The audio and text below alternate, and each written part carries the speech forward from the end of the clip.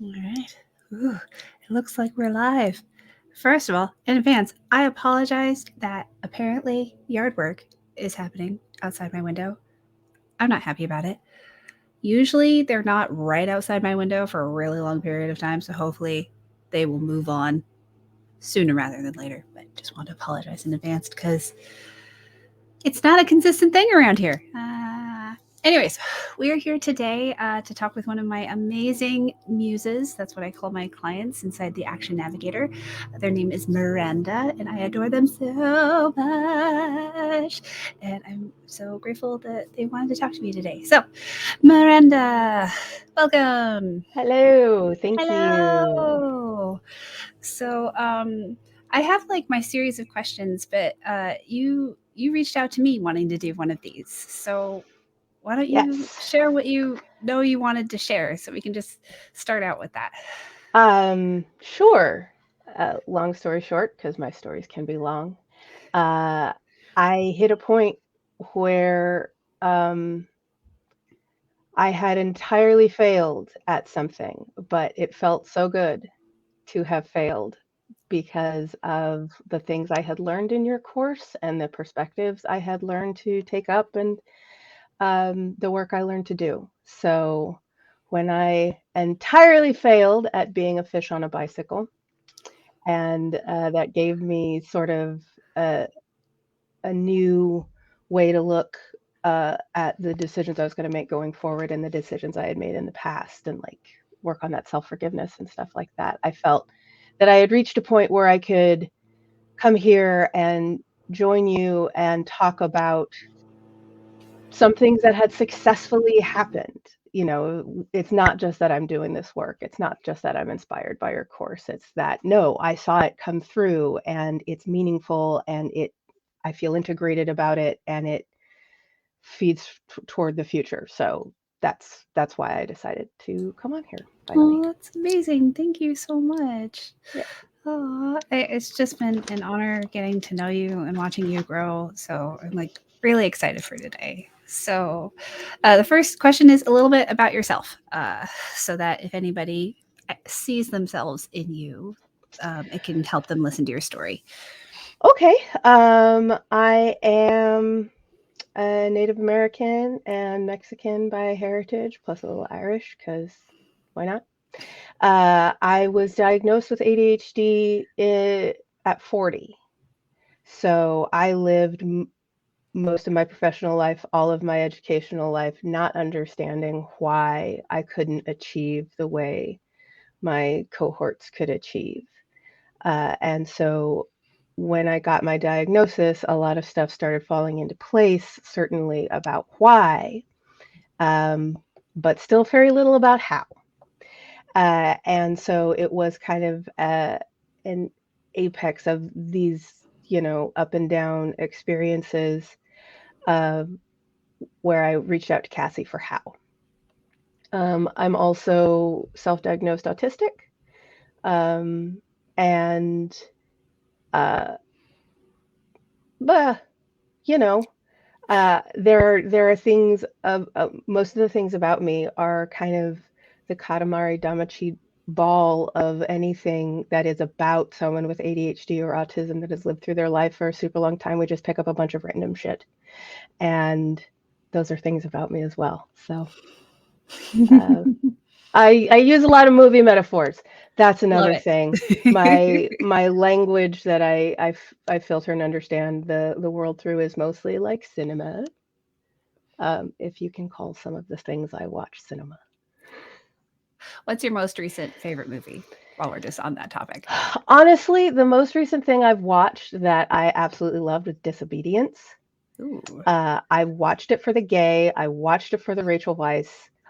Very satisfying, but there's so much like respect and love and free will in that movie. I was super surprised, and it's like subtle and it's heartfelt and it's intense, and they're just like these scenes that have no words to them because it's a visual medium, and I loved it. It blew my mind. That's awesome. All right, you had me at gay and Rachel Weisz, so Right? it's going on my to watch Same. list. What is Um, this? Dog training? Sure, I'll watch it. so you shared your overall getting your ADHD diagnosis and then self-diagnosing with autism, but like what was it about the how that you were like really struggling with that made you reach out to me? Not something that I knew at the time. In retrospect, I can put it together, but at the time, I just felt lost. I just felt like I saw these cycles moving through my life. I saw my behavior and like basically the honeymoon phase with wanting to accomplish anything material. I have this amazing plan, and over various amounts of time, it just doesn't come through the way I imagined it. And I am now in my mid 40s, technically late 40s because I just turned 46. But I didn't want to do that anymore. But I literally had no idea how. And obviously, not from trying. Anybody who's ever had ADHD is probably aware of the just cave diving that we go to try to find a reason or try to find a system that works. Um, but what I found when I discovered you on YouTube, uh, was an aspect that nobody had thought of before, which was self-forgiveness. Um, Mindfully remembering that this is not my fault, and that whether intentionally or unintentionally is the messaging, especially undiagnosed for so long, that there's nothing wrong with you. You're so smart, you're so creative, whatever. There's no reason you shouldn't be able to do this. And I believed that for a very long time. Uh, but the how had to come with kind of the what or the why. What am I experiencing right now? Is it ADHD? Is it CPTSD? Is it autism? Am I just fucking hungry? Like, what is happening? And so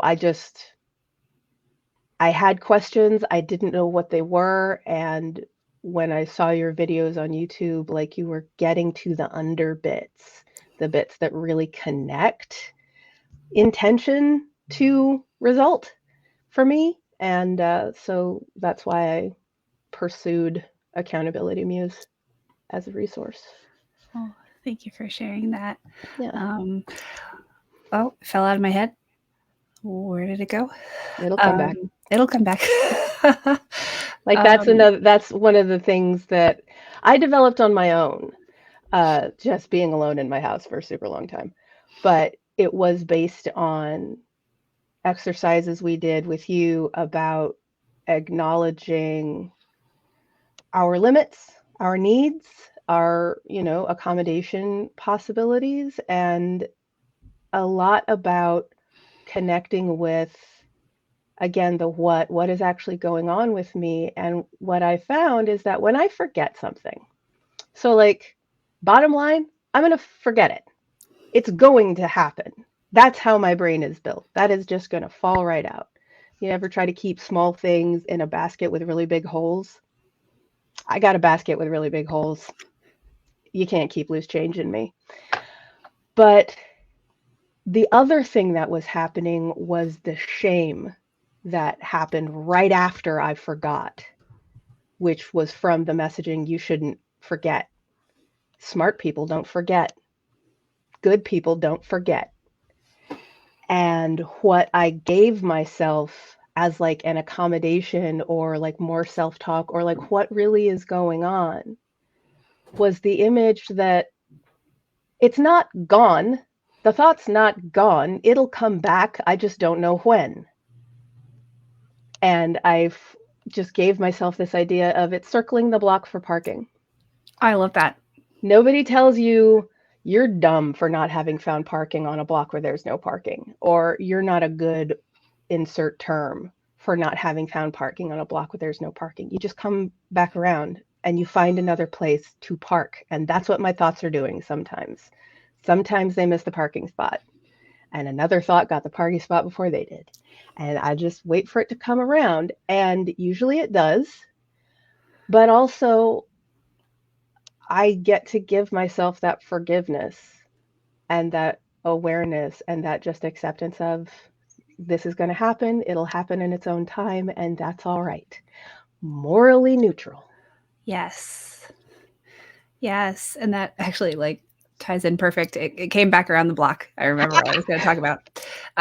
So a lot of the thing that we talk about a lot in my community is the kind of underlying expectation to accommodate yourself until you're being neurotypical, basically, right? Mm-hmm. So why don't you talk about your relationship with that experience and how it's changed? Well, my in a lot of ways, it was entirely invisible to me until you brought it up. Um, and okay, so note this concept has gotten bigger for me. Ooh. So, but there was and is, remains lots of remnants of you accommodate yourself invisibly. You don't inconvenience anybody else. Nobody sees it. Nobody else has to do it for you or with you. You accommodate yourself invisibly so that I accommodate myself invisibly so that I can perform like the neurotypicals around me. Um, this is not good data. I don't know how they're performing. What I've found from just a couple of questions I've asked my upon perception neurotypical friends is that they don't know how they're performing either. It just happens for them. And so I was trying to accommodate until it just happened for me. Mm-hmm. And then during one workshopping call, you brought it up to all of us. You know those pictures where those school kids are like Hadoukening their friends? Yeah. That's probably what it was like emotionally. We're all like, what? Um, but you asked us basically if we were trying to accommodate ourselves or fix ourselves or whatever until we're neurotypical. And I had to take that home. I was like, Jesus. When I'm on top of it enough, I try to preface things like that with like, okay, this is a doozy already. And you did. And you did. But you cannot prepare. You cannot prepare. And I mean, that has a lot to do with the reason that I'm here now, that I talk openly and freely about my accommodations and my ADHD and autism to my friends who, upon perception, might be neurotypical, is that I had no neurodivergent goals to set. I only had neurotypical goals to set. And so without seeing my experience reflected in any of the gajillion planners I ever bought, like I was never going to succeed at that. There is no amount of pretty lines on a piece of paper that will ever make me neurotypical.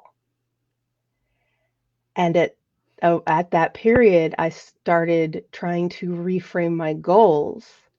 All right, so I'm not ever going to just spontaneously wake up and be boom on my head with my mission for the day in the exact order and never get tired and never wonder what I'm supposed to do next. Like none of that's going to happen. I was seriously hoping it was, but I didn't know. So now when I wake up and I'm kind of stumbling out into my house, my question is not, God, what should I be doing? With that judgment, with that shame, and with that push of you should be doing something because you're just standing here. Like what I told myself is don't expect to know what to do. You're not neurotypical. It's not just going to download into your head.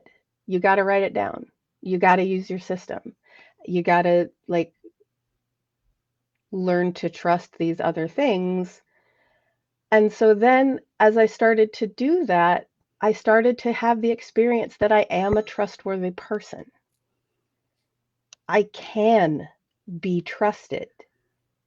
Also not an experience I had internal. I don't see myself as a trustworthy person for like reliability reasons, because I've been trying to succeed as a neurotypical for reliability, not as a neurodivergent. And that actually was one of the steps up to my big failure as a fish on a bicycle realization. Just the keeping stuff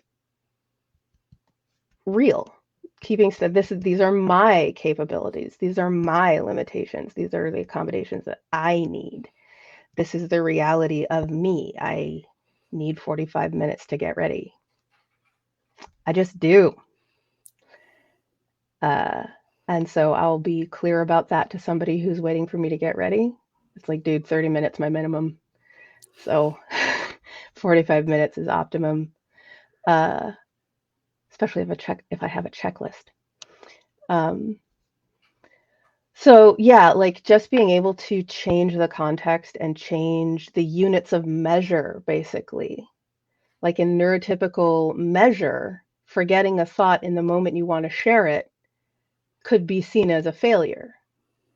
And I certainly experienced it as a moral failure, as a failure that informed my intelligence or my ability to interact on various intellectual levels.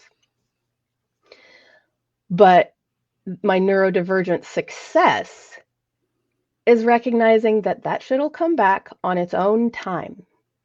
And if I can let go of the societal give me all the words, the ones who make our time have to be valuable somehow.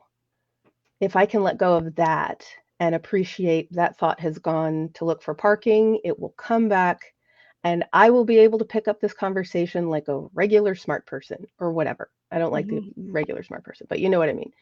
That if I just accepted that that was my reality and worked on accepting that and loving myself for that, for lack of a better word, that I was going to relieve so much inner critic judgment. I was going to release so much energy, which was previously being used on parts to keep me from feeling that judgment. And so I could just witness and accept the process as it is. Whoop, that went away. It'll come back. We can talk about something else because I can keep 7 different trains of thought in my head. They're just not all up front at one time. You can only share one tab at a time from your So internal browser. we'll just move to the other one. They're all related, I promise.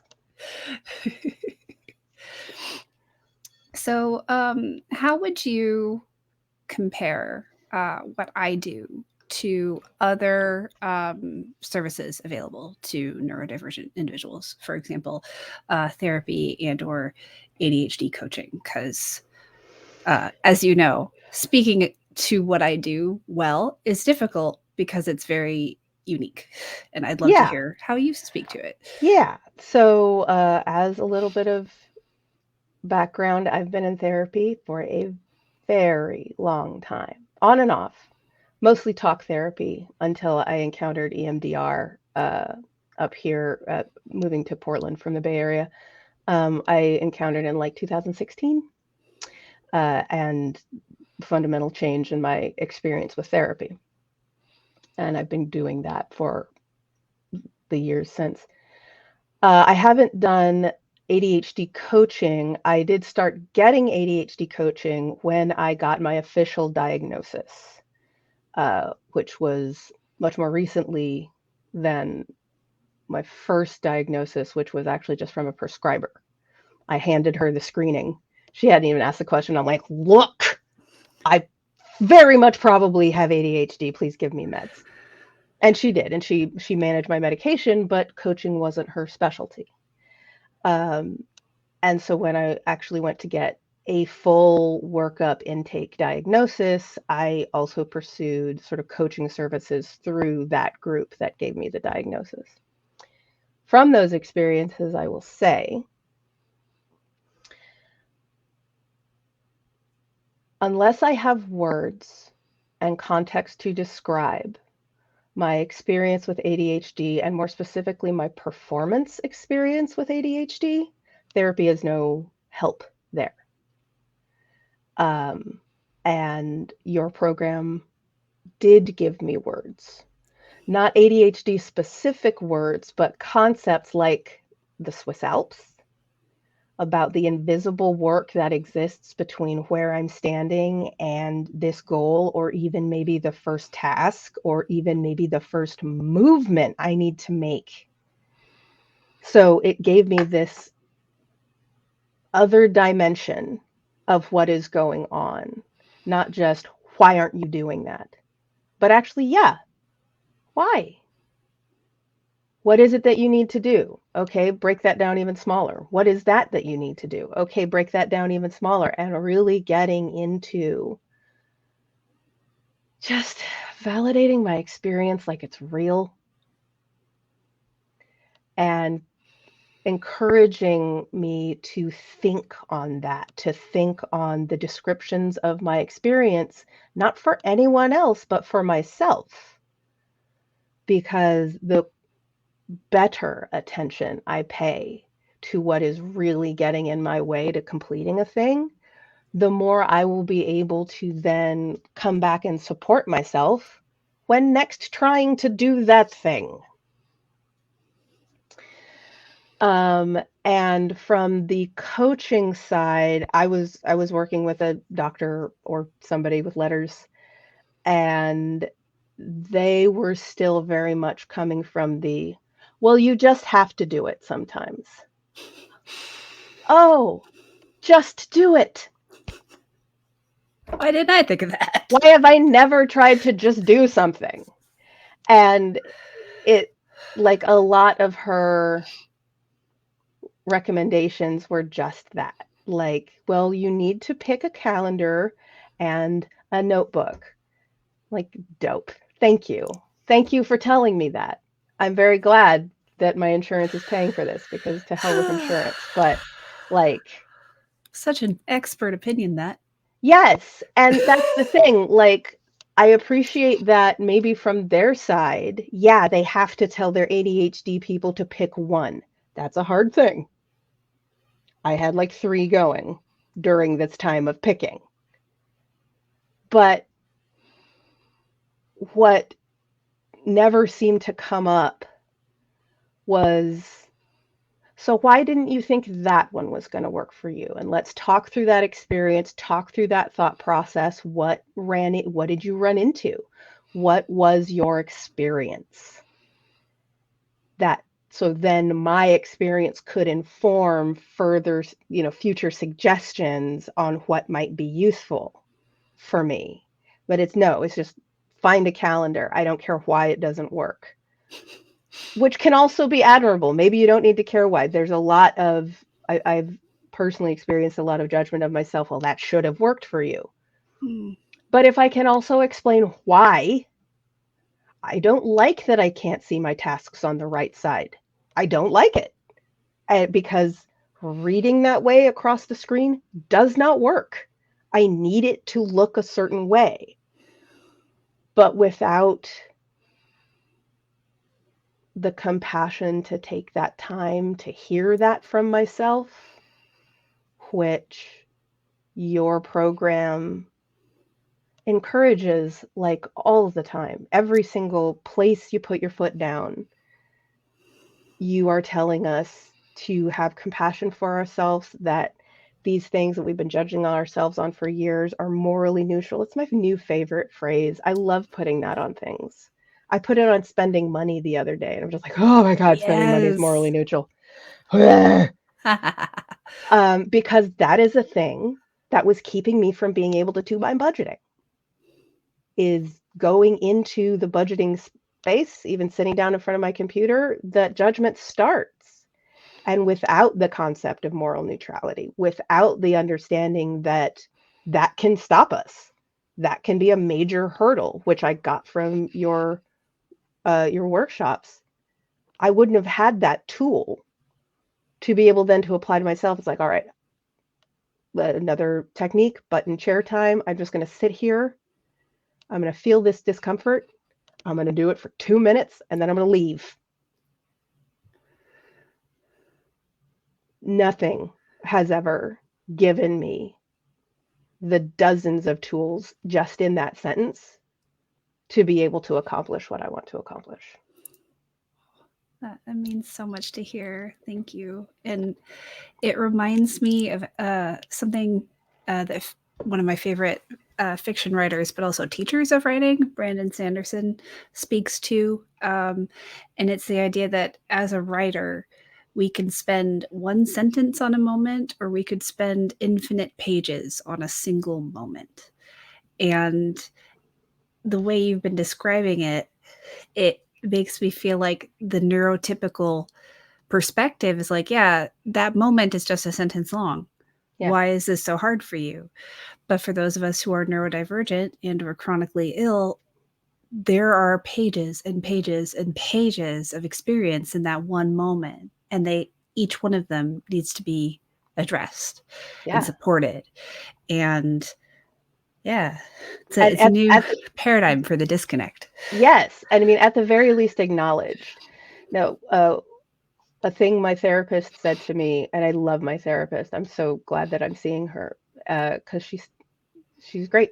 And she says nuggets like this: acknowledge the need, even if you can't fill it. I, as an overthinker, and I'm sure you're not familiar with that at all, I, as an overthinker, will often try to talk myself out of needs before I've even given myself the chance to feel them, because I'm trying to do an end run around disappointment and, the attachment wound related to that. But that also comes into these pages and pages of moments where even if I can't resolve the issue, I can at least say, yep, that is a feeling I'm having about this thing. I'm not enjoying that feeling at all, but it's real and it's happening. And I acknowledge it so that I'm, like I mentioned before, I'm not spending money trying to distance myself from it. I'm not, did I say spending money? You did. Okay. I mean, it's like energy money. Yeah. I'm not spending juices trying to stay away from the feeling. I'm not spending juices trying to negate even the need for the feeling. I can just say, yep, feeling, yes. And all of those juices can go towards sitting in the acknowledgement. Oh yeah, this brings up a lot of stuff. Money brings up a lot of stuff. I feel very ashamed. Um, and I can't solve that right now. But like, yeah, bro, I feel ashamed. Word. Okay, we're gonna try to figure this out and we'll deal with this shame stuff later. Okay? Yeah, check. And because as late diagnosed ADHD, as self-diagnosed autistic, as a survivor of sexual assault, and a very long time closeted person, I am very familiar with numbing my body's signals and disassociating from them and replacing them with what I should be doing. And sitting in the area of discomfort, acknowledging the Swiss Alps, the work that needs to be done before I can get to an action step, paying attention to my energy levels, all of those things from your course have been melded into and become a part of healing that dissociation. That using these tools along with other therapeutic and somatic and things bring me back to help me find my centers of genuineness and integratedness and acknowledging that my mind can check out, but my body can't. So there are experiences and feelings and stuff in my body that my mind has just been like, nope, nope, nope, nope, nope. And being able to use these incremental steps, these turtle bite steps, with no judgment or shame about how long it should be taking or whatever, has really profoundly helped me in those areas as well.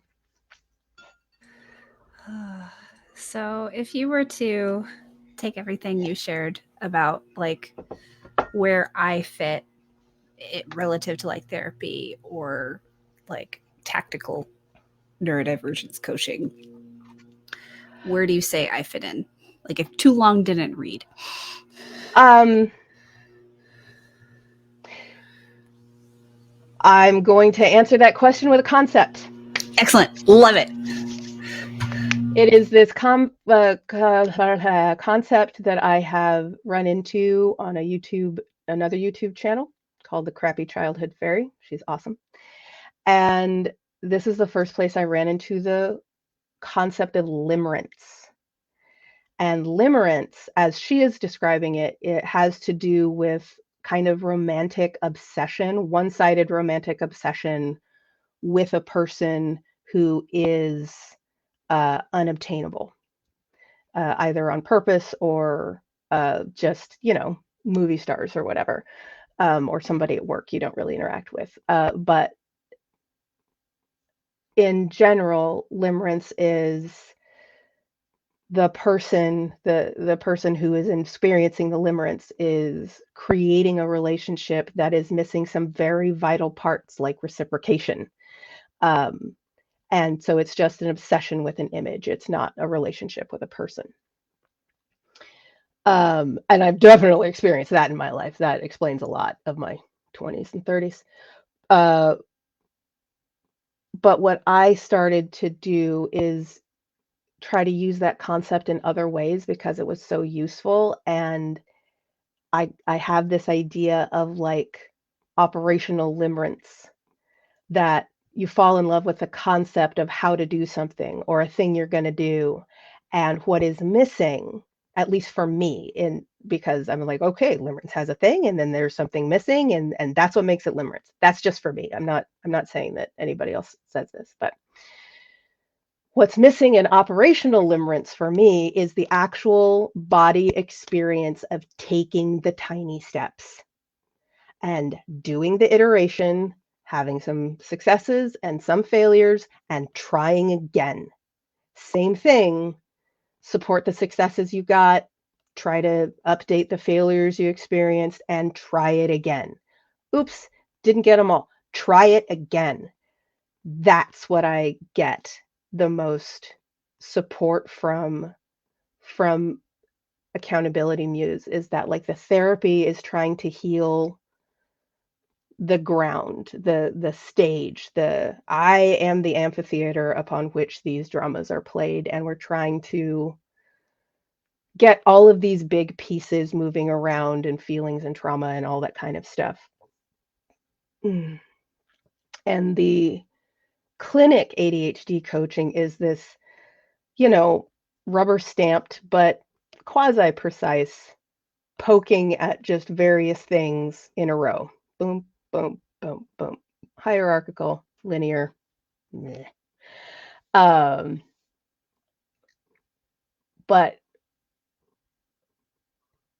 Accountability Muse has given me the tools that actually do get my butt in the chair, that actually do support my iterations so that I practice.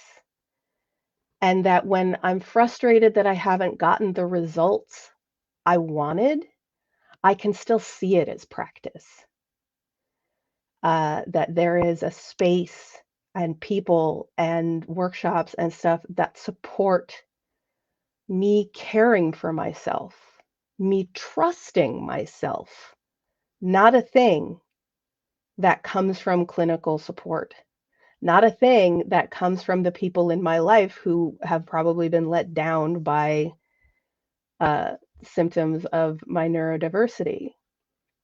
In the Accountability Muse space, there is trust, there is forgiveness, there is self compassion, and the very practical and real teeny tiny steps. And that's what I kind of figured was missing in my limerence with any of the things I've ever tried to do, including this most recent fish on a bicycle failing, is that I had this idea, but I didn't have the experience in my body of trying and trying again and trying again and trying again. Uh, and that's where I see you fitting as like feet on the ground, but also community in the heart. Because like a therapist is just one person and a clinician is just one person, but the community of Accountability Muse and seeing our struggles reflected back and forth and working together and solving problems together and attending these mind-blowing workshopping things where you Hadouken us all out of existence for a couple days. uh, those are the places where Accountability Muse has fit in and has really made a huge difference for me. Oh, thank you. Um, so if you were stuck on a desert island and you could only have like a couple of the tools from the large toolbox, I'm curious, which are your like go-to ones that you're like, you'll pry this from my cold dead hands? So, turtle bites, like just taking 2 minutes to do something. And even the challenge in the description of turtle bites, if you're getting the message that it's not enough time, do less. Because you acknowledge that that's what our programming is going to tell us. That's what our experience has told us so far. You're not doing enough. Fucking do less, because that's the muscle you gotta disconnecting from that message and connecting with our capacity is part of the work of a turtle bite. So, turtle bites. And for context, that came from the gif of like a baby turtle trying to eat a giant strawberry. Just a Which little is mouth also going, the yeah, best. it's so cute. So that's what we mean by turtle bite. It's not like a Uncle Crush and Or his massive like or Discworld or anything like that. yeah. Other turtle. Um, I while I do not hit all of my points on my AM and PM routine, um, getting a rhythm to my AM and PM routine, which is kind of like the check-in with myself. Like you have a thing which is daily check-in in and out on the Discord server, and people just check in with their energy, and kind of where they are. You know, we've got the doing something to a frog, and then Yeah. there's the Eat push the it real frog. good. Yeah. And I don't use it all the time, but it is kind of a marker for me in my head. Like in my journal, I write down my AM and PM routine, whether or not I actually go through it. And at times when I have wanted to be a part of the community, I go and check in, because at least I'm not just in my head. There's a place I can go for outside connection and feedback and stuff like that. And I just remind myself of that. I've forgotten the question. Oh, it's okay. It was you're stuck on a desert island, and what are Oh, your stuck on the favorite desert. tools? Right. Turtle bites. Checking in. So what checking in has kind of morphed into for me is these are the things I want to accomplish on on the daily. I want to brush my teeth. I want to do something with my hair. I want to clean the cat box. And whether or not I do them, I write them down because the routine is important. And, whether or not I check in with Discord, the routine is important of doing something to just get one anchor hook in the day. And so on a desert island, I would probably do that. I would probably have okay, we have 3 coconuts over here and 6 coconuts over there, and this is coconut day. Okay.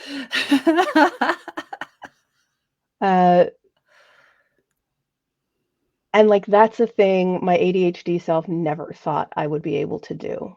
Never thought I was a person capable of doing that. The autism wants the regularity so bad.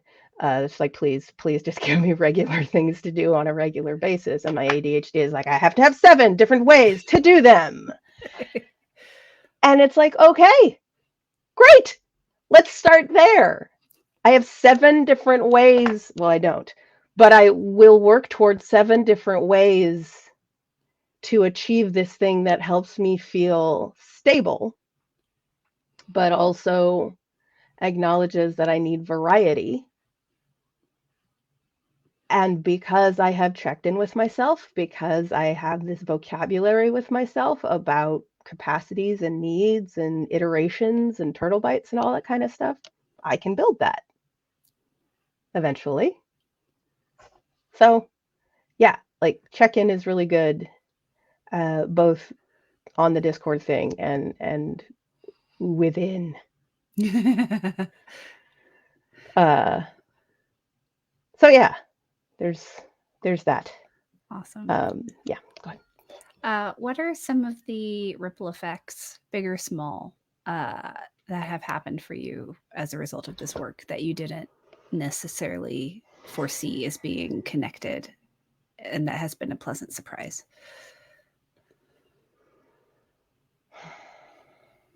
I mean, it's helping me heal my CPTSD. And I mean that's legitimate, because the practice of sitting down and doing a thing, 3 dishes. I have a technique I call 3 dishes. If I can't stand to do the dishes, I will do 3. Fork, spoon, knife, done. 3 dishes, done. And I don't have to look at the sink for the rest of the day because I have done 3 dishes. Fulfilled my commitment of 3 ass dishes.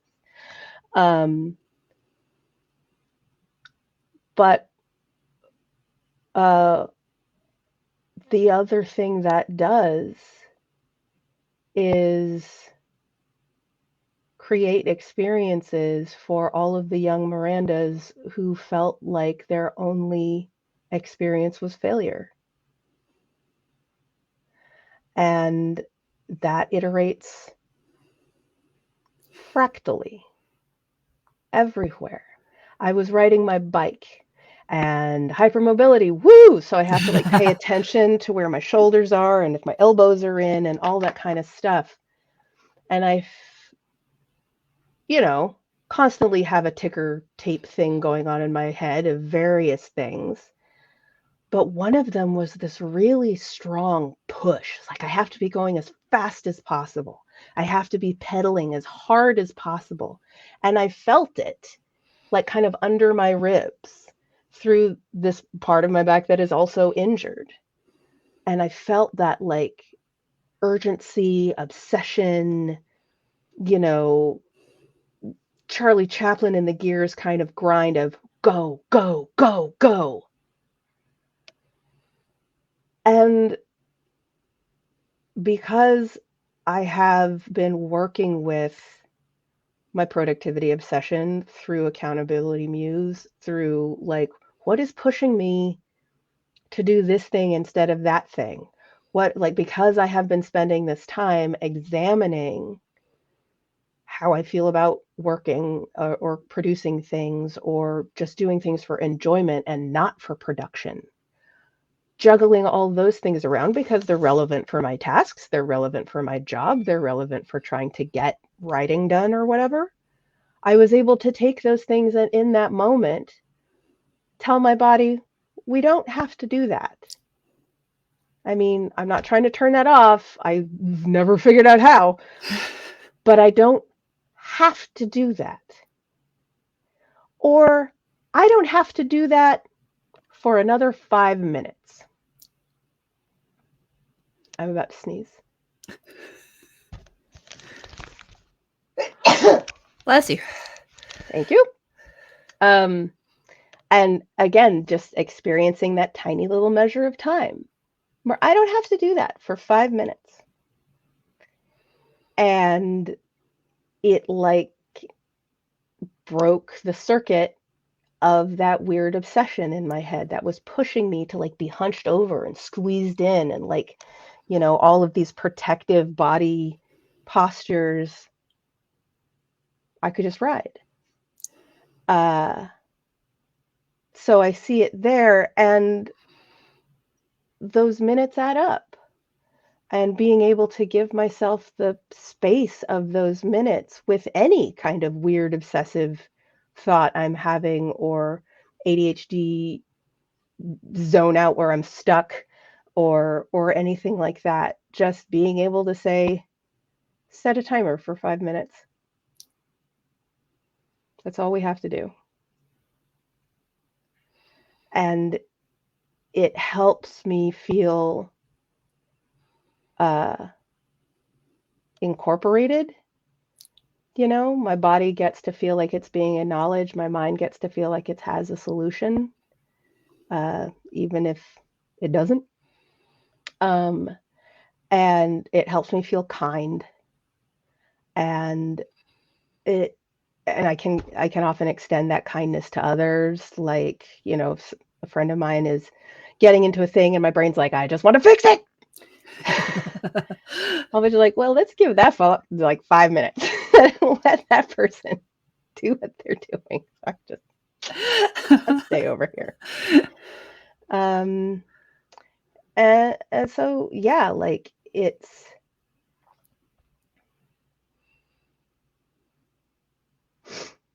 also trying to avoid a sneeze. Hold on. It's okay.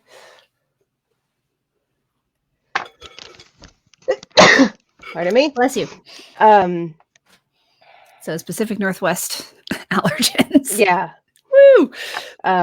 So yeah, like it, with all of those times to pause, with all of those little crevices where these wonderfully self-compassionate and understanding thoughts have just been kind of tucked, that helps where there are injuries too. That helps building resilience in very important ways that your curriculum doesn't touch, but is inevitably connected. All right. I only got 2 more questions to wrap up for the day. And the first one is, what was it like getting coaching from a YouTuber?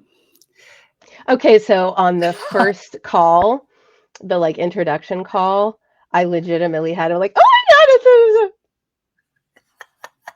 God, I've seen that lady on the TV. I was a little starstruck. I won't lie. But it is 95% wonderful, like all of those words I've said already, kind, compassionate, blah, blah, blah. It is 5% utter bullshit when you call me on something I'm not when I'm comfortable with. In fact, I remember a call where you gave me some very good advice. It was very sound. And you're like, what do you think about that? I was like, I think it's bullshit. I don't want to have to do that. And no. But you never push hard. That's a thing. And again, speaking of CPTSD, like my system has these expectations that it's going to hurt at some point, that the teacher's going to get mean, that I'm going to fail the assignment. Like it's waiting for this emotional pattern to be fulfilled, where I enter into a circumstance of I want to learn, I need help, and my system is waiting for it to get let's get shameful. Um That needs and, to be a and meme. right? Just like Rick and Morty shit. Let's get shameful. Woo! Um, but it doesn't, and it hasn't. And even when you've needed to take care of yourself within the context of Accountability Muse and how much individual support you can give, even that is like very healthy and secure attachment language, and like that that's the space you create. And so for someone who has a lot of that education will equal shame experience, or unmasking will equal shame expectation, this has been an extremely safe space, and a space that I've felt comfortable being super involved in day to day, and then stepping back and then coming back without incident, uh, without the pattern being fulfilled. And so again, experiencing tiny successes, uh, but also like I'm very glad I chose you. I am too. I'm just so grateful to have met you and get to still know you. Like, I pinch myself with how many amazing people, such as yourself, Yeah, I get to talk to on a yeah. regular There's a basis. ton of people. Yeah. And you even you inspired me to start my own meetup group for neurodivergence in my area, which I have fully neglected for like 3 weeks. But we did have our first meeting, and I was able to just sit there and like, yeah, just come here, and don't feel weird about it, because that's like honestly one of the best things I can offer as a group creator is that space to just feel normalized. Uh, so yes, that's also how it ripples out. Yeah. Oh, that's awesome. Um, so, last question. What would you tell someone who is considering investing in working with me and Jesus who is Christ, do maybe it. like, Um, well, I would quite honestly, after I said that, which I totally would, I would ask them why they're interested, because of that limerence thing, of that thing where we can create something in our mind as the solution to all our problems, and uh, like this person will be it. And I could honestly say, well, they might be, but what are you expecting to do when you show up? Because this is not just a task list thing. Mhm. You know, this uh, the um, the questions you're going to be asking will challenge you more than what do I need? What are my top three priorities today? I still don't know what my top three priorities are, but I am getting a better and better sense of how to find them.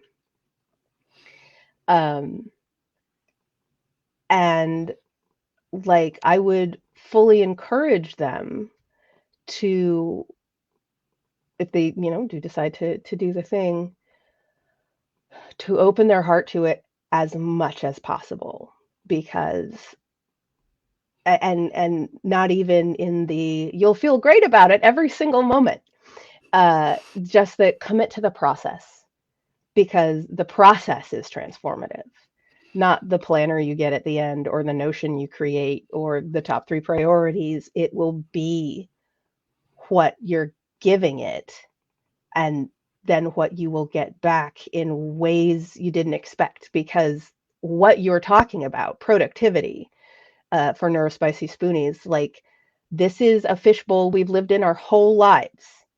And so without other role models or other examples of how it can be, we're all carrying in this baggage of it's going to look the same way, it's going to feel the same way, and it will give me what I need with a stamp on it. And it's not going to be that, but it will be learning to trust yourself to create that for yourself. And then I'd kind of do this. But yeah, that's why I offer calls, because Yeah.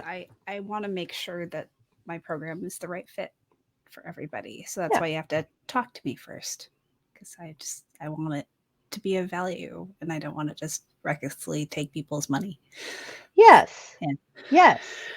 And I've found that when you have said things that maybe I was not 100% on board with, I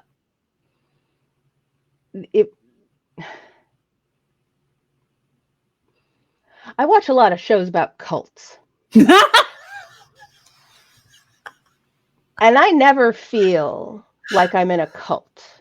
I never feel like you're telling me it'll all work out just great, it'll be beautiful, and you'll have gajillions of money. Or this person's problems aren't anybody else's problems, or somebody who's hurt or not able to function should just be left on their own. Like it's always taking care of us, the vulnerable place we're in. And also referring back to the curriculum, like there is a tool for this and it'll serve you in this moment, and it'll just like asterisk, it'll serve you in different ways in this moment and in a similar moment next week, and you'll learn more things. I mean, Swiss Alps and button chair time, that's like workshop 1. I still haven't started revisiting all the tools from the other modules, because these are what I need right now.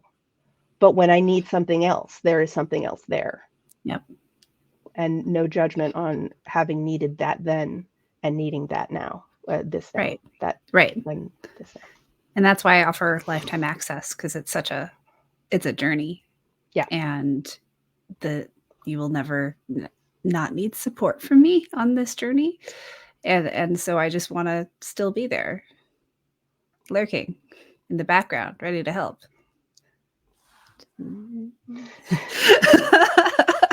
Just over the fence. How you doing? How you feeling about that? All right over there. You need to take a nap? You might want to take a nap. Oh, well, thank you so much for joining me today. Is there anything else you want to add that we haven't talked about yet? I just want to go back to the kind of the first thing I said. I mentioned it failing at being a fish on a bicycle. And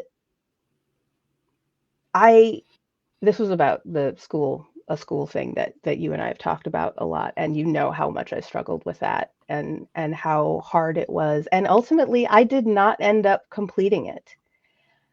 And me saying to myself, I have failed 100% at being a fish on a bicycle, because through the work I was doing with you, I finally understood that challenge that my programming and all of my experience was telling me I had to complete was based on this idea that I have to fit into this structure, I have to respond well to it, and I have to succeed at it to be successful. And it finally hit home that no, I don't. I will not succeed in that system. And I'm no longer going to hold myself like responsible for having to, because that's me trying to train myself into being neurotypical. I'm going to approach this the way I want to approach it and can then therefore be successful. So yes, I have failed at being a fish on a bicycle, and that's all right. And I would never have gotten there without you. Oh. Well, we haven't gotten to talk about that since that happened. So thank you for sharing Yeah. that with me. I'm so glad. I'm so proud of you. Thank you. You've come so far, and we met what in February, March? March, probably. Yeah. Yeah, so half a year ago. Yeah. Yeah, and you have come so far. Thank you. Oh, okay. Well, stick around. I'm gonna just wrap up the live stream, Sure. but don't go away. Thank you again, Miranda. Thank you, Cassie. All right. So, if you're watching this live or watching the recording on YouTube and you're wanting to learn more about my program, the Action Navigator, and it's inside my business, Accountability Muse. So that's why you hear both of those terms thrown around. You can just go to my website, accountabilitymuse.com, and there is a dedicated page to the Action Navigator where you can learn all about it and sign up for a call with me to find out if it's a good fit for you. So I look forward to meeting all of you future muses, and I'll talk to you soon. Mwah.